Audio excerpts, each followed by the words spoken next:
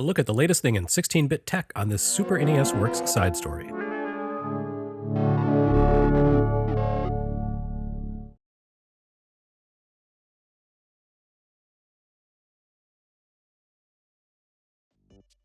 Just as the Super NES Classic Edition followed on the heels of Nintendo's Mini NES, boutique clone maker Analogue Company has gone 16-bit as well. Last year's Analogue NT Mini was, as far as I'm concerned, the single greatest 8-bit console ever. An incredible NES hardware clone on its own, and one capable of a great deal more than that. I've been using the NT Mini for the high-end video capture for these video series and for streaming for the past year, and I found it to be basically perfect.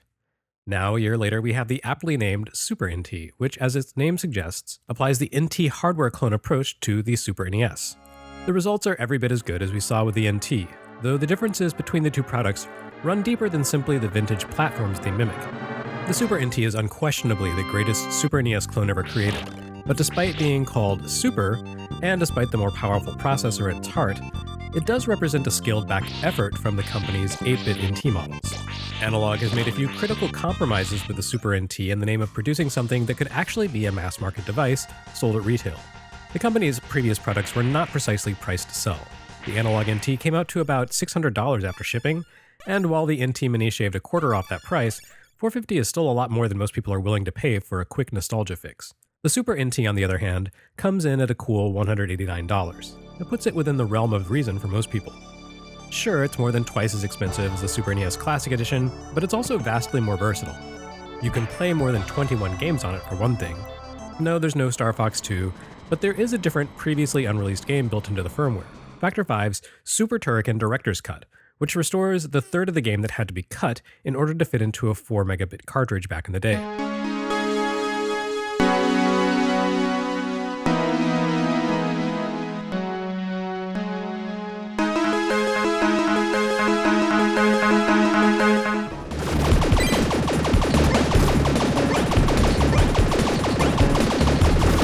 Importantly, though, the Super NT stands apart from other clone consoles by reproducing the Super NES on a hardware level rather than through emulation. Devices like the Retron 5, the Superboy, and the Super NES Classic Edition emulate the hardware and software with varying degrees of accuracy. Even the Super NES Classic, whose emulator was designed in-house by Nintendo, doesn't quite achieve perfection. It's pretty close, but as I noted in my review a few months back, it had a few little graphical oddities which may or may not have been deliberate, and the sound reproduction wasn't quite right.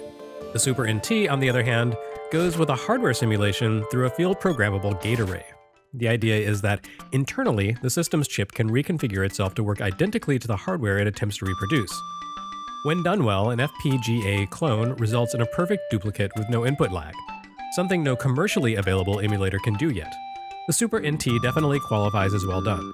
After kicking the tires of the system for more than a week now, I've yet to find anything it can't do as well or better than the one-chip Super NES Junior console I've been using for Super NES Works and Game Boy Works capture for nearly 4 years. But before we dig into all the benefits the Super NT offers, let's address its weaknesses. Like I said, Analogue had to make some crucial cuts in order to bring the system in under $200, and some hurt more than others. For starters, this console was built of plastic top to bottom. Both the NT and NT Mini were machined from a slab of solid aluminum. That definitely gave the sensation of a premium product, akin to an Apple laptop. But all that opulence didn't actually affect the play experience. On the contrary, the original model had a tendency to scratch up carts, not really a selling point. The Super NT ships as a compact device with a slot capable of accepting both American and European Super NES carts and Japanese Super Famicom games, and it holds them snugly. Maybe a little too snugly, but without scratching up your precious $1,000 copy of R2 Rendering Ranger. The console currently ships in 4 different colors: gray and purple like the US console, stayed gray like the European and Japanese systems, a deep matte black, and a frosted transparent that didn't turn out quite like the concept renders. I doubt most people will really care that the shell is made of plastic, since that's basically the industry standard anyway. But the Super NT's next compromise is likely to raise a few eyebrows. It doesn't include a controller in the box. 8BitDo has just launched a line of Bluetooth controllers in matching colors that sell separately for $40 a pop, but out of the box, the Super NT doesn't include any sort of input device. You're not obligated to buy an 8BitDo though. The console uses standard Super NES controller ports, which means any controllers you already have on hand will work fine. I tested a Super NES controller, a Super Famicom controller, and my beloved GB Commander, and all of them work perfectly. A little better than the 8-bit DOE in my opinion. In terms of feel and responsiveness, there's just no substitute for a first-party controller. And finally, the last cut Analogue made to keep the console's price down. This is a high-definition, HDMI-only device. For most people, that'll be fine. Most people will want to play this on a big screen TV, and the Super NT has definitely been optimized for play on giant flat screens. It's a huge disappointment for me personally though. My entire capture setup has been assembled painstakingly to record an upscale standard definition video in the highest fidelity possible, using a vintage CRT as my gameplay monitor, and the Super NT completely bypasses that. One of the best things about the NT Mini was that it included both digital HDMI and analog RGB out, making it incredibly versatile and compatible with an enormous array of setups. Analogue advertises the Super NT as reference quality, but it falls short of that by, somewhat ironically, lacking the ability to output to an analog television. There has been talk of Analogue creating a custom digital analog converter for the Super NT, which would be a welcome addition for those who prefer the warmth of CRT video for their classic games. In the meantime though, the Super NT lacks a crucial feature. So that's the bad of it. Everything else about the system, though, is top flight. The Super NT runs a Super NES core developed by Kevin Horton, an engineer who has effectively dedicated himself to reverse engineering and reproducing every game console he possibly can. Horton's discipline and expertise have paid off here, as the Super NES has proven capable of holding up to every single cartridge I've thrown at it. I trotted out every single special chip or weird non-standard cartridge in my collection, and the Super NT never once faltered. The only issue I really encountered is that the cartridge connector is extremely sensitive to dirty contacts, so you'll want to keep some cleaning solution on hand. The Super NT even stands up to the carts that vex original hardware. Last year, Columbus Circle released a Super Famicom cartridge of SHUBIBINMAN 0, the satellite download-only sequel to Shockman, and their questionable ROM quality nearly killed my Model 2 Super NES. On my original hardware, SHUBIBINMAN 0 ran through its attract mode once, then crashed so hard my console wouldn't power on again until I unplugged it from the wall. On Super NT though, not a problem. I played through the first couple of stages without an issue.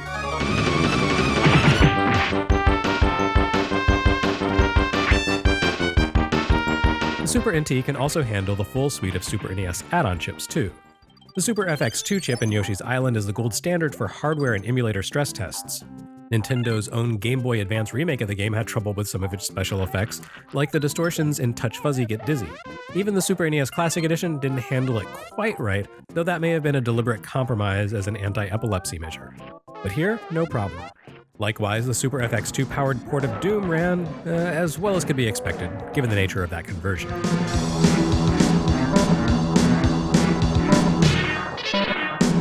Capcom's Mega Man X3 contained a special chip called the C4, which apparently powered a few gimmicky wireframe graphics. More likely than not, the real purpose of the C4 was to prevent piracy, which it's done quite well since even modern KART copiers, like the Super EverDrive and SD to Super NES, can't quite reproduce it. Here though, the Japanese version of the game plays without a hitch. Don't ask about the American version, I'm not made of money. Star Fox also runs as it should. Actually, that's an interesting case because unlike emulators, the Super NT doesn't include any kind of performance enhancement options. You can minimize flicker by bumping up the number of sprites the hardware can draw at once, but that's it. Increasing the sprite number does get rid of flicker in games like, say, GRADIUS 3, but it doesn't do anything to mitigate slowdown, which is baked into the game's code.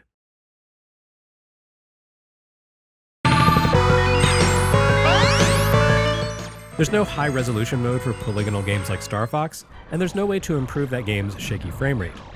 This may come as a disappointment to some players, given the stuttery performance of 3D Super FX games, but it underscores the Super NT's devotion to accuracy. Star Fox plays exactly as it should here, and no better. It's also worth mentioning at this point the Super NT's bevy of screen display options.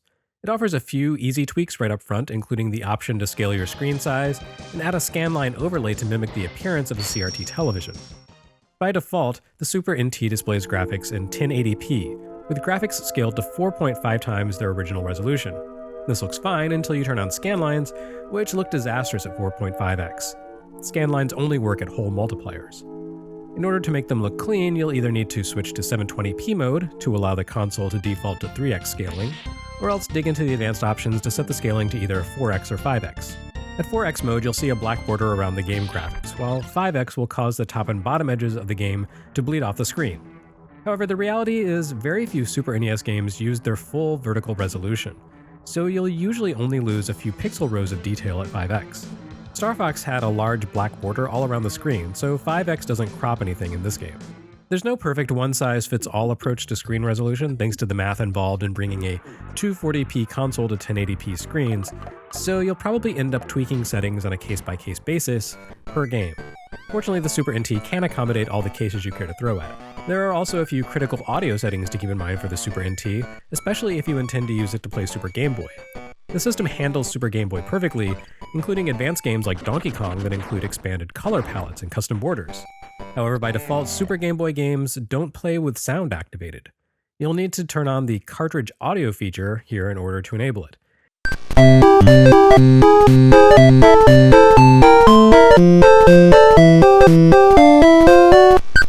And you'll probably want to tweak the volume since the default is a bit ear-splitting.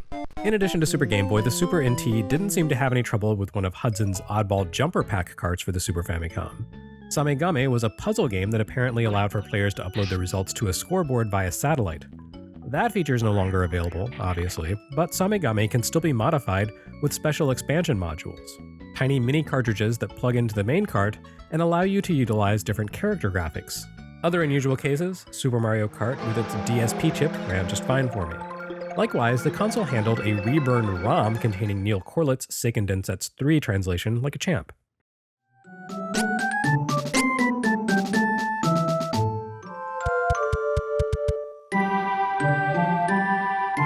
And for the more pragmatic among us, yes, ROM devices like Super EverDrive run just fine too, including the usual crazy long loading times for big and complex games. The console's audio reproduction quality maintains the same standard as its graphics and compatibility.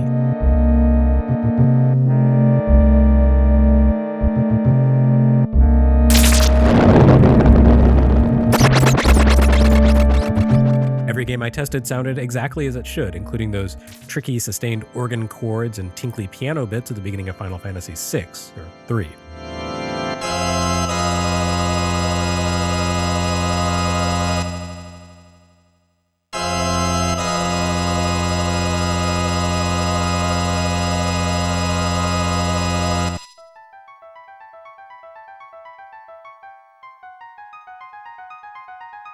Similarly, the corny guitar butt rock of Mega Man X's Zero theme sounds more faithfully corny and butt-like here than it did on the Super NES Classic Edition.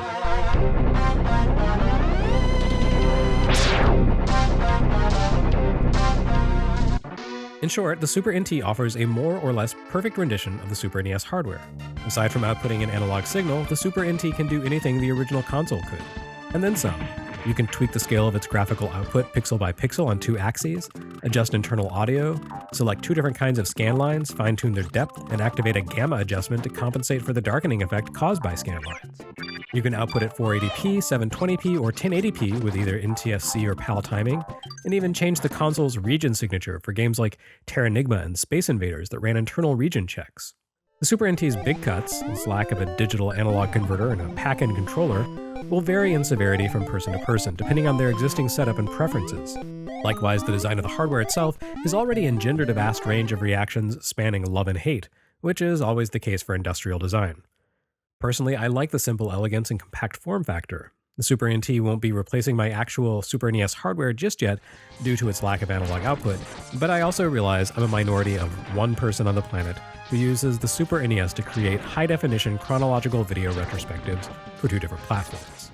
For the average retro gaming enthusiast, the Super NT manages to land at a delta of price and features that should make it pretty appealing. Unlike its predecessor, it's priced comparably to something like a 3DS XL rather than a PlayStation 4 Pro. And it offers full, faithful compatibility with every Super NES cartridge that at least I tested. It's more accurate than any emulation-based Super NES clone on the market, including the Super NES Classic Edition. In fact, it can run a wider array of games than even a hacked Super NES Classic. The one question mark looming over the Super NT is whether or not it will see the same semi-official jailbreak firmware as the NT Mini.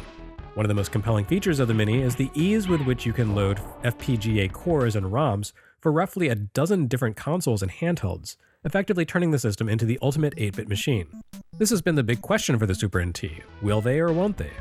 Given that the Super NT runs on a more powerful version of the NT Mini's processor, there's nothing really stopping the jailbreak option outside of the marketing advantage of reserving that feature for the premium-priced NT Mini.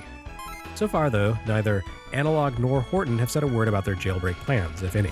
So, as the system exists now, it's a damn fine way to revisit your Super NES library on modern TVs. Full library compatibility, a huge array of display and performance options, unimpeachable fidelity, and lag-free high-definition gaming makes the Super NT an essential pickup for active fans of the Super NES. If Analogue does eventually produce a DAC and allow jailbreaking, the Super NT will go from great to absolutely essential. Either way, it's definitely the way to go for anyone who wants to get serious about revisiting the Super NES.